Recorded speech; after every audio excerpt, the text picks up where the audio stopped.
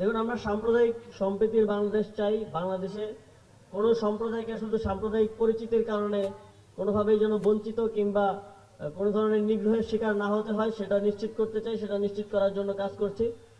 তবে বাংলাদেশের সার্বভৌমত্ব, স্বাধীনতার উপর কোনো প্রকার হস্তক্ষেপ, কোনো প্রকার আঘাত আসে এবং রাষ্ট্রের প্রতি অবমাননা হয়, রাষ্ট্রদ্রোহের মতো ঘটনা ঘটলে সেক্ষেত্রে সরকার অবশ্যই কঠোর ব্যবস্থা নেবে।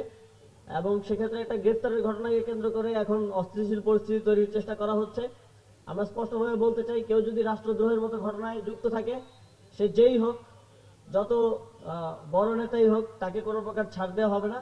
এবং এবং এক্ষেত্রে এটা সম্প্রদায় বিবেচনায় নয়, এটা রাষ্ট্রের বিবেচনায়, রাষ্ট্রের নিরাপত্তা বিবেচনায় আইন শৃঙ্খলা বাহিনী এই ব্যবস্থা গ্রহণ করবে সামনের দিকে। আপনারা তো দেখতেই পাচ্ছেন যে বিভিন্ন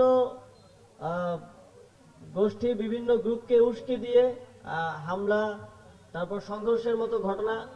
গতকালকে আপনারা দেখেছেন সকালে কিভাবে বিভিন্ন জায়গা থেকে, প্রান্তিক পর্যায় থেকে জনগণকে ভুল তথ্য দিয়ে 1000 করে টাকা দিয়ে ঋণ দেওয়ার স্বপ্ন দেখিয়ে ঢাকায় নিয়ে যাওয়া হয়েছিল একটা অস্থিতিশীল পরিস্থিতি তৈরির জন্য।